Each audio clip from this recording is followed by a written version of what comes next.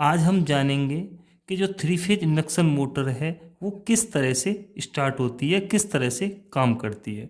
तो जो three phase induction motor की कार्य प्रणाली को समझने से पहले हमें सबसे पहले ये समझेंगे कि जो थ्री फेज इंडक्शन मोटर होती क्या है। देखो, थ्री फेज की दो तरह की मोटरें होती हैं।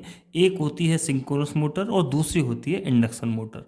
इन दोनों में क्या अंतर है कि जो सिंक्रोनस मोटर होती है वो सिंक्रोनस स्पीड पे चलती है और जो इंडक्शन मोटर होती है वो इंडक्शन वाले सिद्धांत पे चलती है। सबसे पहले हम समझते हैं कि इंडक्शन कहते किसे हैं।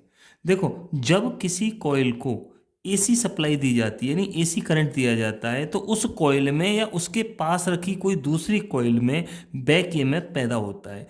इसी घटना को हम इंडक्शन कहते हैं। अब हम ये समझते हैं कि ये जो इंडक्शन है ये एसी के अंदर ही होता है, डीसी के अंदर क्यों नहीं होता। तो देखो, जब किसी कॉइल को एसी सप्लाई दी जाती है तो जो एसी करंट होता है वो बार बार अपनी डायरेक्शन बदलता है। यानी जब कभी ये अपने पॉजिटिव हाफ साइकिल पर होता है एसी पे, किसी टाइम में नेगेटिव हाफ साइकिल पे होती है। जब पॉजिटिव हाफ साइकिल पे होती है तो इसमें करंट की डायरेक्शन ये होती है, और जब ये अपने नेगेटिव हाफ साइकिल पे होती है तो इसमें करंट की डायरेक्शन चेंज हो जाती है। जिस तरह से इसमें करंट की डायरेक्शन चेंज होती है तो इसमें मैग्नेट फ्लक्स की डायरेक्शन भी बार बार चेंज होती रहती है। तो इसमें जब मैग्नेट फ्लक्स की बार बार डायरेक्शन बदलती है तो मैग्नेट फ्लक्स इस कॉइल के चालकों को का छेदन करता है। यानी जो मैग्नेट फ्लक्स है वो बार बार इसके कॉइल के जो चालक होते हैं, कंडक्टर होते हैं, इनको काटता है। और फैराडे के इलेक्ट्रोमैग्नेट इंडक्शन नियम के अनुसार अगर कोई चालक मैग्नेट फ्लक्स का छेदन करे या कोई मैग्नेट फ्लक्स किसी चालक का छेदन करे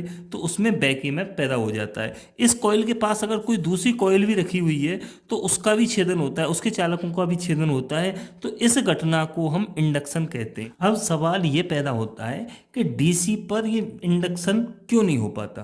तो देखो, जब डीसी सप्लाई हम इसमें देते हैं तो डीसी में क्या होता है, करंट की डायरेक्शन एक ही होती है, और जब करंट की एक डायरेक्शन होगी तो इसमें जो मैग्नेट फ्लक्स है उसकी एक ही डायरेक्शन होगी। यानी इसमें जो मैग्नेट फ्लक्स होगा वो स्थिर होगा, यानी परिवर्तनीय नहीं होगा। तो जब इसमें मैग्नेट फ्लक्स स्थिर रहेगा तो, और जो कॉइल के चालक हैं वो भी स्थिर है, तो इस कंडीशन पर जब दोनों चीजें स्थिर हैं तो उसमें किसी भी चीज का छेदन नहीं होगा, तो इसमें बैक ईएमएफ पैदा नहीं होगा। अब आप ये तो समझ गए कि जो इंडक्शन है वो किसे कहते हैं और वो एसी के अंदर ही क्यों होता है। अब हमारा जो अगला सवाल वो ये है कि जो इस मोटर को हम इंडक्शन मोटर क्यों कहते हैं। इस मोटर को हम इंडक्शन मोटर इसलिए कहते हैं क्योंकि इसके रोटर में इंडक्शन के कारण ही बैक ईएमएफ पैदा होता है। यानी जो थ्री फेज मोटर होती है इसके रोटर में इंडक्शन के कारण बैक ईएमएफ पैदा होता है, इसलिए हम इसे इंडक्शन मोटर कहते हैं। तो अब हम इंडक्शन मोटर की सबसे पहले संरचना को जानेंगे कि जो जो इंडक्शन मोटर है वो अंदर से होती कैसे है। मोटर के दो भाग होते हैं, एक भाग होता है स्टेटर और जो दूसरा वाला भाग होता है उसे हम रोटर कहते हैं। स्टेटर और रोटर में अंतर क्या होता है, स्टेटर मोटर का स्थिर रहने वाला भाग है, यानी मोटर का वो हिस्सा जो स्थिर रहता है, घूमता नहीं है, उसे हम स्टेटर कहते हैं, और जो हिस्सा घूमता है उसे हम रोटर कहते हैं। मोटर के स्टेटर में तीन वाइंडिंगें होती हैं। ये जो तीनों वाइंडिंगें हैं थ्री फेज सप्लाई से कनेक्ट की जाती हैं। दूसरा भाग होता है रोटर। रोटर दो प्रकार के होते हैं।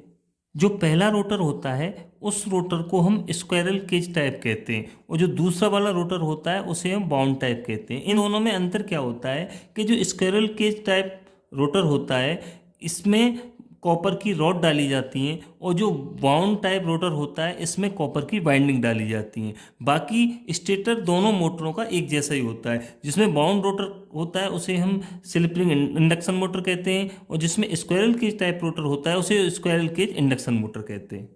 अब हमें जानना है कि थ्री फेज मोटर काम कैसे करती है। देखो, थ्री फेज मोटर में तीन वाइंडिंगें होती हैं और इन तीनों वाइंडिंगों को थ्री फेज एसी पावर से कनेक्ट किया जाता है।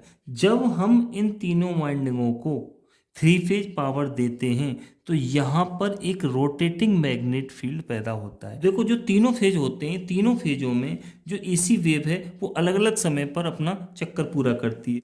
जब आर वाले फेज में एसी वेव अपने पॉजिटिव हाफ साइकिल पर थी तो चुंबक यहाँ पैदा हो रही थी। जैसे ही वाई वाले फेज में जो वेव है वो अपने पॉजिटिव हाफ साइकिल पर आई तो चुंबक यहाँ पैदा होने लग गई, और जैसे ही ब्लू वाले फेज में जो एसी वेव अपने पॉजिटिव हाफ साइकिल पर आई तो चुंबक यहाँ पैदा होने लग गई। यानी पहले चुंबक यहाँ थी, उसके बाद यहाँ पैदा हुई, उसके बाद यहाँ पैदा हुई। इस तरह से इस मोटर में चुंबक घूमती रहती है।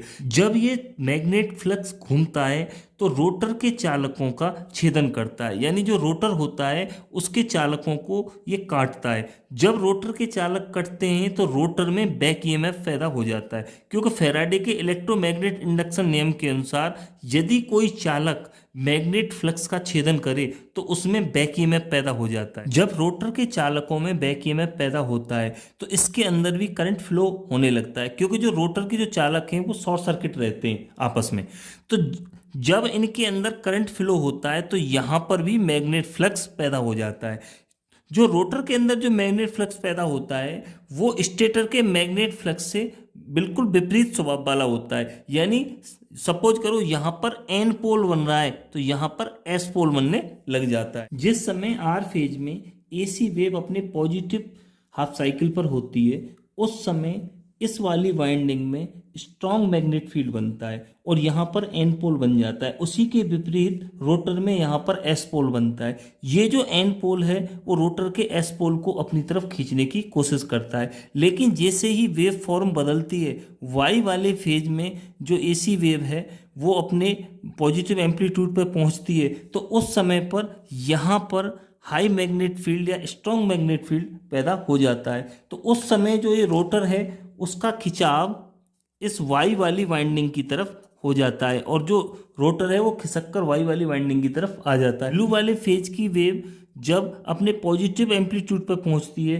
तो उस समय इस वाली वाइंडिंग में स्ट्रॉन्ग मैग्नेट फील्ड पैदा हो जाता है और यहाँ पर एन पोल बन जाता है जो कि रोटर को अपनी तरफ अट्रैक्ट करने लगता है। तो इस तरह से जो रोटर है वो यहाँ से खिसक कर यहाँ आ जाता है। इस तरह बार बार यही प्रक्रिया चलती रहती है, जिससे इस रोटर पर एक टार्क जनरेट हो जाता है और रोटर घूमने की कोशिश करने लगता है। तो इस तरह से जो हमारी 3 फेज मोटर है वो वर्क करती है। अगर हमें इस मोटर के घूमने की डायरेक्शन बदलनी है तो हमें क्या करना पड़ेगा, इसमें जो करंट की डायरेक्शन है वो बदल देंगे। यानी किन्हीं 2 फेजों में हम जो करंट की सप्लाई है वो चेंज कर देंगे, जिससे क्या होगा, करंट की डायरेक्शन चेंज हो जाएगी, उससे मैग्नेट फ्लक्स की भी डायरेक्शन चेंज हो जाएगी और मोटर की घूमने की जो डायरेक्शन है वो बदल जाएगी।